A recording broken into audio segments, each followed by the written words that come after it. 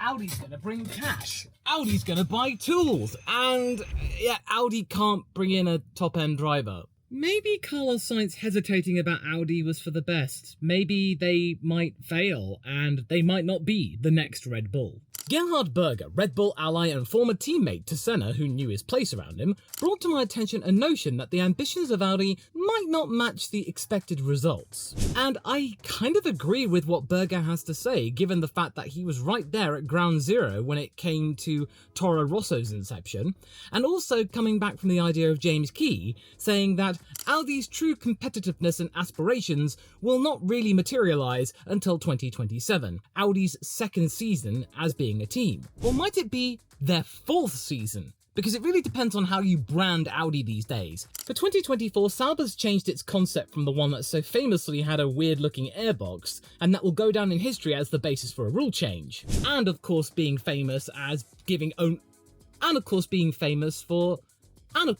Zhou Guanyu some 15 minutes of fame, as being the only meaningful bit of content their Netflix's Drive to Survive will even show. That's the only thing that people will remember him for. A crash. And that's it. Well, I mean, it makes sense. It's got Sparksy stuff in it. James Key is hopeful that the team can act upon this, and these comments are from January this year, and a lot of stuff has happened since then. But when you use it in partnership with Berger's comments, as shown here, I think you'll begin to understand the uphill struggle that Audi's about to face. A German premium manufacturer in Formula 1 is an absolute asset, but you shouldn't underestimate the entry into the highest motorsport class. It takes patience and a few mistakes. I remember Red Bull. I was close at the time, and despite having Adrian Newey and a few mistakes, it took them years to become a winning team. When asked about his thoughts in regards to Audi's targeting wins within 3 years, Berger says, "That's very optimistic. They certainly have the means and the great advantage of already being involved in the background with Sauber, but in my opinion, you definitely need 5 years to be up there. Just think of Ferrari. Despite having Michael Schumacher in the ideal lineup of Jean Todt, Ross Brawn and Rory Byrne, it took them 5 years to win the World Championship." Now, Berger is not wrong in that regard. And remember, back in 2000, there were many doubters about Michael and thinking that, oh, he was washed, he couldn't do it. And then he did. And then he couldn't stop winning. Now, even though Berger isn't as attached to Red Bull as he once was, he was a very prominent figure in the beginnings of the operation when the former CEO Dietrich Mateschitz started the main team, and then the junior team with Berger being one of the latter's main figureheads and co-owners. What Berger is saying has some validity, as we have seen many times throughout Formula One's history, that it's incredibly rare for a team to just suddenly waltz in and be immediately competitive. You might be thinking, well, Brawn were able to do that, right? Well, the thing about that is that there was already a lot of basis done by Honda and its development of the 2009 concept, and the Mercedes came in with their own engine, which proved to be quite solid and reliable in that current era, the V8 era. And if you put those two together with Ross Brawn's intuitive engineering and also just absolute tenacity, it worked. Even though the fact they didn't have any money and they couldn't develop any further, save for maybe a front wing change, whereas all of the other teams were scrambling at the bit to try and catch up and then leapfrog, and then as a result, it led to Mercedes having a couple of years of mediocrity. Effectively, when Mercedes came in, they were starting all over again, and what they had was a midfield car, which got better and then became a front runner come 2013, or at least the first half of 2013, before Red Bull started to dominate again. To win in their first season would be practically impossible. Even Formula One management reckons it's impossible, since that was one of the grounds which they denied Andretti from competing, because according to their massive list of reasons why they shouldn't accept Andretti, it was because they wouldn't be competitive enough, that they would expect brand new teams to come in and immediately start contesting for wins and podiums and strong results. So you would have to be right up there in the mix from the get-go, and if you're not, then you're not getting into the club. Yet Audi is already getting into the club. So can you understand why there's a little bit of weirdness here, and why Andretti's rejection was already weird, and yet Audi's been given the red carpet treatment, but no one's really expecting them to do all that well? Okay, that's a little less pressure, but come on. It's Audi. And this is just showing how inconsistent Formula One management is, that there is something personal going on here. In my mind, these comments from the management of Formula One are basically telling anybody that please come in. Please stop Red Bull. Please be competitive. We need people to come back and spend more money and make it more interesting. The Silverstone management are doing that. They're already blaming Red Bull for the lack of ticket sales, except the fact that they are ludicrously expensive, and that's why I will never go to a British Grand Prix, because it's too darn expensive, and I can go to the Hungaroring for way cheaper. Berger also has some validity, as supposedly he was approached by Audi to come and work for them as part of their development plan, like he did with Toro Rosso and Red Bull. But Berger turned this down on the basis that the upheaval on his schedule will be too great, and he would rather focus on his family time, now, at the moment anyway. I don't blame him from taking some time away from the sport and effectively thinking about retirement, because Berger has been around Formula 1 since the 80s as not just a team principal and boss, but also as a solid driver for Ferrari, McLaren, you name it. I think, understandably, he might want to take a backseat and might not want to start from another ground floor project, as this is effectively what it will be. It's nice to know, though, he's being thought of, and his experience is, commendable. But it probably was a blow for Audi, even though it secured Andreas Seidel from his McLaren duties and his Porsche history to become its CEO. But to lose Berger would have been a blow of some kind, and a telling sign that he didn't view the project as seriously worth it. If Berger had accepted it and became one of its major consultants, effectively becoming Audi's own Helmut Marko, save for controversy, although I think Berger has made some spicy comments in the past, but not nearly as bad as Marko's, I think it would have actually been a really strong boost of confidence for the entire operation, because Berger's values, they are to be trusted. It did produce a really solid team. And what makes this notion even more confusing is that seemingly the upcoming rules for F1 are apparently being written for Audi, with Adrian Newey pointing out that whilst he is excited to take up the challenge of designing a car for these new regulations, Newey makes the point of alluding to the FIA being heavily influenced by appeasing multiple manufacturers, and whilst he keeps them nameless, he does mention Audi a little bit later on in the article. Yeah, which probably means that Audi is one of those representatives that really cajoled the FIA to bend the regulations backwards to make sure that they are appeased, get them in. I can also imagine Mercedes being one of those representatives as well, those constructors which heavily lean on the FIA to make the regulations in their favour, because they've been having troubled times as of late. They've not got the current regulations down pat. They can go back to a regulation of formula which is more engine dependent. You never know, but at the moment it is nameless, so we can't really prove it. So even though the rules are seemingly written to satisfy Audi as well as Honda, in regards to tempting them into the sport, since the story of getting the VW group into the sport is as long as a piece of string, when it comes to their expected performance, it's still quite a mystery. And even though Audi has plenty of money, it's really betting the farm on Formula 1 being good, since it's dropped a lot of their other motorsport endeavours. They're no longer in Le Mans, they're no longer in DTM, they're not really doing anything else, save for Formula 1. This is it. And they're doing that by spending hundreds of millions of dollars on buying Sauber outright instead of 75% of it.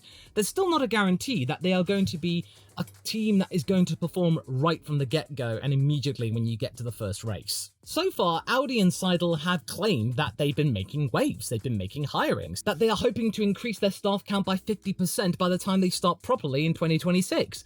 These are all bold claims, and it's quite clear that many teams up and down the grid are moving their staff around. There's a lot of shuffling going around, trying to see who's going to be the best team for 2026. That claim is not entirely unique, because Mercedes is making that claim, McLaren's making that claim, Ferrari, Red Bull, Williams, everybody's making that claim, Audi. It's not exactly special. Nor have I seen any particular hirings that made me go, ooh, that's a good one. Good job, Audi. The closest I've been to saying that remark, either in public or just to myself, and that's incredibly sad, is the signing of Nico Hülkenberg, bringing him back from his time when he was at Sauber in 2013, when they really liked him, and he basically saved their bacon from being last on the grid because he was scoring so many points, including a near podium career. I just feel like I can't get fully jazzed about it because it was quite obvious. It was a long time coming. He was going to be going back there. He might have been there this season, but then Gunther Steiner, in one of his last stats of being team principal, exercised the option on him for another year, and now he's having to serve it at Haas, which so far this year isn't terrible. Unless you're being crashed into, of course. There needs to be an employee going there that gets heads turning and instills some interest or excitement, which is why the Lewis Hamilton signing for Ferrari is one of those examples. Heck, even the Jerome D'Ambrosio acquisition from Mercedes to Ferrari turned some heads. And in regards to Lewis, we don't know whether for sure this will lead to a complete renaissance for the driver, or whether it's just a stay of execution and just a living out of one of his dreams, but I do think it's going to be of some benefit to Lewis, even if it's just in terms of his mindset, make him happier, more confident. One thing's for sure, Ferrari's going to be certainly a lot happier for it. Fred Vasseur wanting to expand his super team, and I do have some confidence in it because the Vasseur era of Ferrari seems to be a much better and competent era of Ferrari that I've seen in a long time. Sure, as we saw in Canada, it's not devoid of mistakes or anything like that, these gaffes, but they happen few and far between these days, which, I don't know whether that's better or not because, yeah, sure, it happens less often, but when it does happen, it stands out far more. But Ferrari is an outfit now that isn't content with bumbling along and instead is seeking to do better and get people on board to make the dream happen, no matter the cost or the shock to the system. In terms of drivers alone, I can name you quite a few. Lewis himself going to Mercedes in 2013, Fernando going to Aston Martin in 2023 as well. The whole Oscar Piastri situation to McLaren in 2023. Everyone thinking that, Oscar, he was lucky to get back on the grid, he's a bit of a villain. But no, now we've got Norris and Piastri, one of the best lineups in Formula 1 and probably for the next few years. Quite frankly, McLaren deserve the Constructors' title sheerly for the fact that their lineup is pretty solid, they are a reliable car, and their team has pretty much got everything together, finally, after a decade. Yes, these are drivers, sure, but you can easily go back to Adrian Newey and the constant speculation as to where he will go. Technical directors are becoming much more relevant now because the Ferrari want Enrico Cardile, Aston Martin want him, they also want Adrian Newey, and we've also got to remember here that even Adrian Newey, the guy who can work wonders on cars, still needs some time to get up to speed. The RB3 and RB4 cars, the first two Red Bull cars which had his influence involved in their development, took a while to develop, and yeah, the RB3 was pretty good, it was okay, but the RB4, that got beaten by Toro Rosso in the Constructors, and yeah, sure, Newey had some say in that as well, but the flagship team not doing as good as the junior team, things take time to transition, and of course, you might get all the right names and all the right bits of kit and crew, but that might not work out if the new regulations are not properly understood, or if it's simply not gelling well with the people you've already got. What accelerated Red Bull into greatness is surely the fact that Adrian Newey got the 2009 regulations pretty darn solid, and when he realised fully that the double diffusers thing was really good after he had originally dismissed it during the conferences in 2008, that Red Bull really kicked on and never looked back. And you know what, maybe this is why Carlos Sainz has been so reticent in deciding his future with the Audi project, him now saying there are effectively 2 contracts left on the table for him to sign.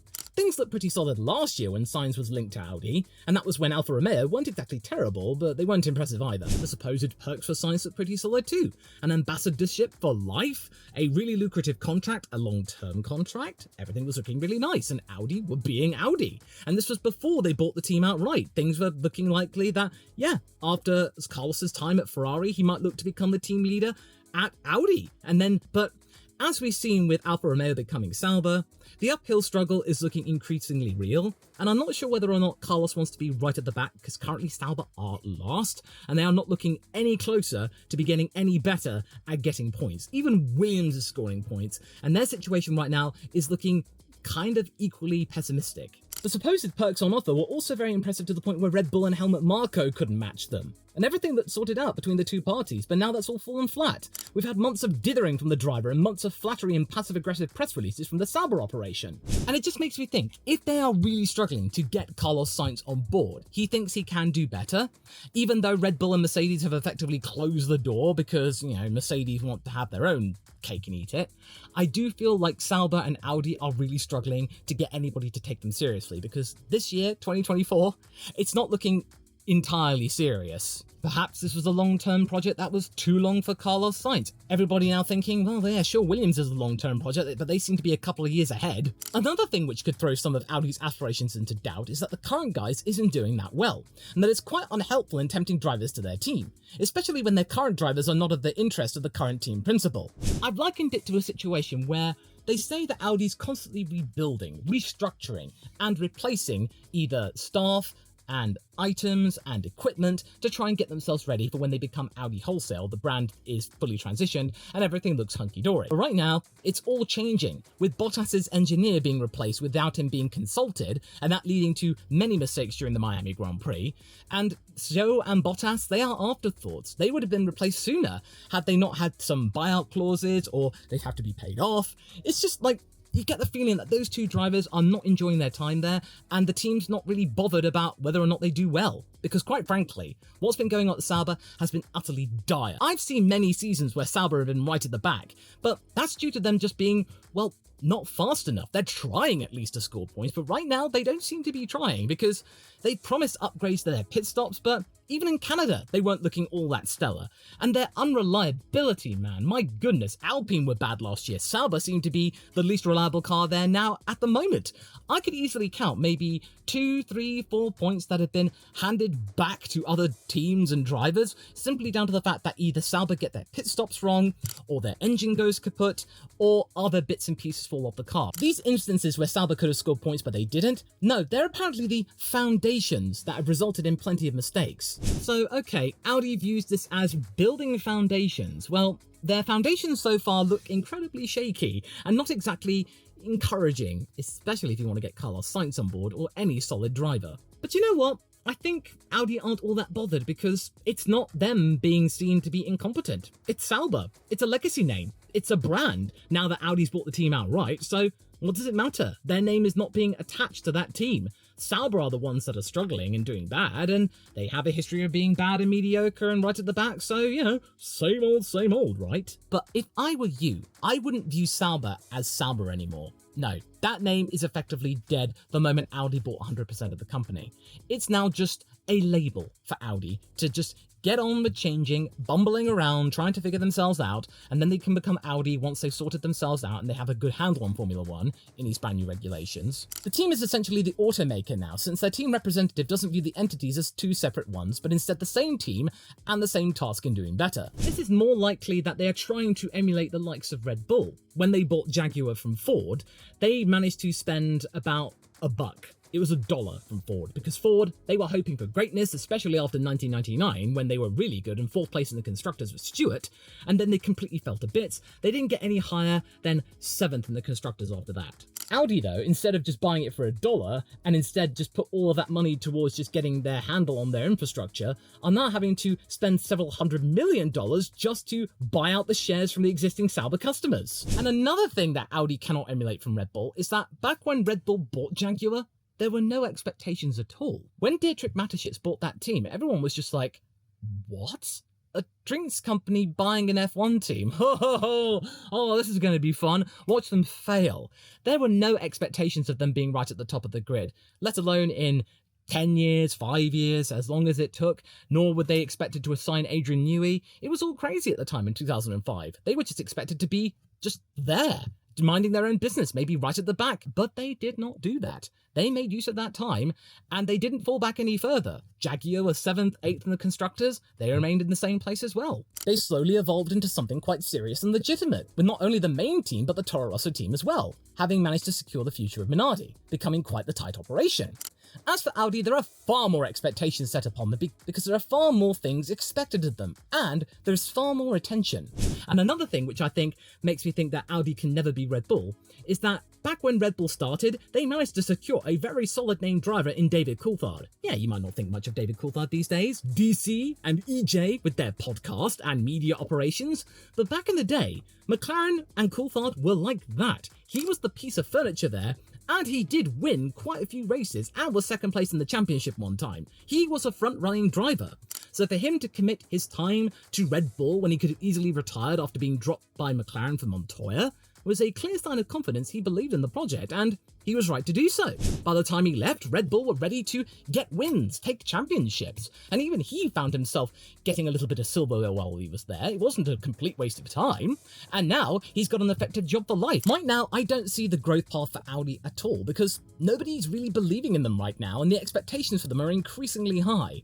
What I see right now is a team that has been denied their star driver to lead the project, and now he either has to settle for Esteban Ocon, or Drugovich, or perhaps keep Bottas around for a couple of more years because no one else is looking compelling. Which is probably not good news for Andreas Seidel, who wanted Carlos Sainz after seeing him and working magic at McLaren being the team leader there as they began their recovery from 2019 after the dire year of 2018. That was Seidel's plan, and it's not coming to fruition. So they're going to have to keep Bottas, which clearly Seidel doesn't really see much value in, but they might not have any choice but to have Bottas and Hülkenberg. Sure, having Nico around as the team leader might be okay, but that probably wasn't part of the plan, whereas Carlos has a few wins to attach to himself to, and many sterling performances and strategic absolute winners. So you can tell why Audi is struggling even before they've turned a wheel. And right now, I don't want you to view Sauber as Sauber. It's just Audi Season 1, and right now, they are last. Dead last. So I don't really have much confidence in them at the moment. Things could change, they might improve, but it's quite clear they're using Sauber as a scapegoat for when they come in 2026, they might do better. And they'll go, hey, it's all me, Audi, we've been good the whole time. Well, don't buy into that, my friend. Don't buy into that. I just worry that Sauber's legacy is going to fade away. It'll just be an afterthought, that it'll just be going out with a whimper, and that Audi might not respect it or care for it. Because it's quite clear that Sauber, as we know it, has reached a new low or is gone entirely. Kind of like what's happened at Alpine with their new signing, who doesn't care what we think. But you know what? I'm going to tell you anyway in this video that you can go and watch next. Oh, these teams, eh? These.